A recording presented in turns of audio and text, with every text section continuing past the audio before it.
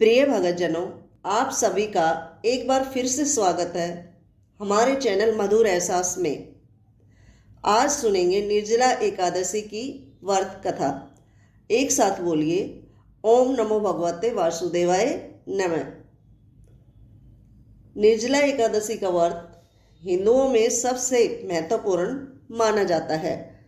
साल में 24 एकादशियों में ज्येष्ठ शुक्ला एकादशी सबसे अधिक महत्वपूर्ण फल देने वाली है, क्योंकि इस एक एकादशी का व्रत रखने से पूरे साल की सभी एकादशियों का फल आपको प्राप्त होता है।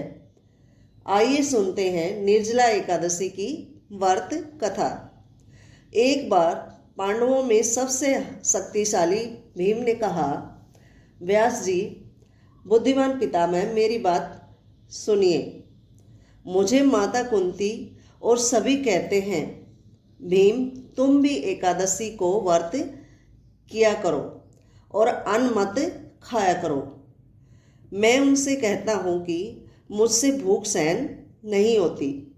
मैं भगवान की पूजा तो कर सकता हूँ, दान भी दे सकता हूँ, लेकिन भजन के बिना नहीं रह सकता।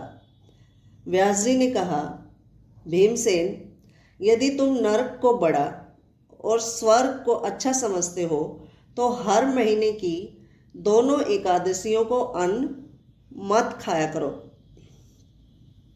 भीम ने कहा, पितामह, मैं भूख सहन नहीं कर सकता।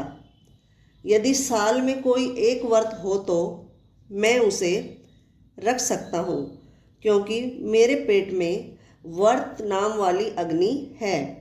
उसे मैं व्रत करके ही शांत कर सकता हूँ। भजन करने से वह शांत रहती है। इसलिए आप मुझे कोई ऐसा व्रत बताइए जो साल में केवल एक ही बार करना होता है और मुझे स्वर्ग की प्राप्ति भी हो जाए।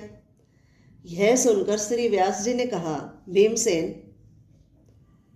पुत्र, शास्त्रों में धन के थोड़े से परिश्रम से ही स्वर्ग की प्राप्ति हो सकती है।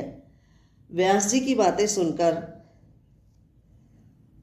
भीम ने कहा कि पितामह, बताइए, साल में एक व्रत करने का प्रयत्न मैं जरूर कर सकता हूँ।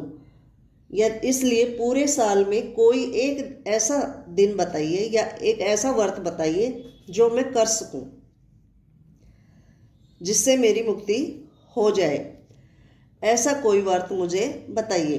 यह सुनकर व्यास जी बोले, ज्येष्ठ मास में शुक्ल पक्ष की जो एकादशी आई है, ऐसा उसका नाम निर्जला एकादशी है। इस व्रत में जल पीना मना है। स्नान और आचमन के सिवा आचमन में 6 मासे से अधिक जल नहीं होना चाहिए, अन्यथा मद्यपान जैसा हो जाता है।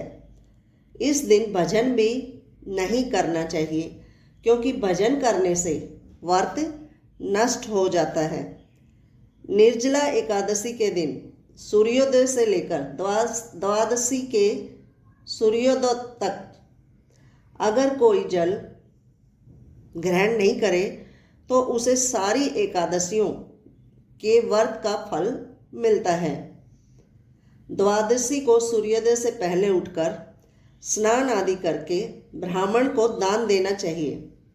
इसके बाद भूखे और सच्चे ब्राह्मण को भोजन कराकर आपको भी भोजन करना चाहिए। इसका फल साल की सारी एकादशियों के समान मिलता है। केवल एक दिन निर्जल रहने से मनुष्य को सारे पापों से मुक्ति मिल जाती है। जो लोग निर्जला एकादशी का व्रत करते हैं, उन्हें तो भगवान के पार्षद पुष्पक विमान में बिठाकर स्वर्ग को ले जाते हैं। यह सबसे श्रेष्ठ व्रत है। इसे पूरी श्रद्धा से करना चाहिए। इस दिन ओम नमः भगवते वासुदेवाय नमः मंत्र का उच्चारण करना चाहिए। गोदान भी करना चाहिए।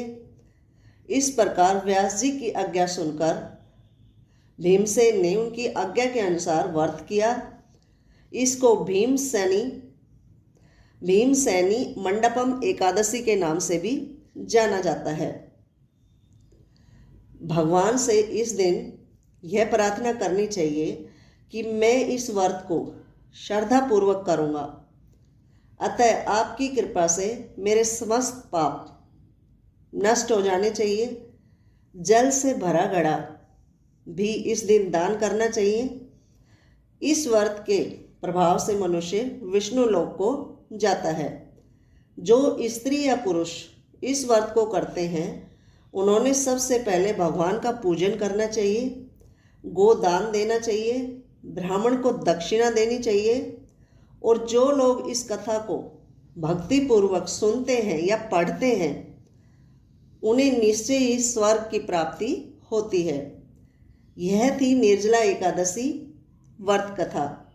प्रिय भक्तों, कहानी अच्छी लगी हो तो लाइक शेयर अवश्य करें और चैनल को सब्सक्राइब करना न भूलें।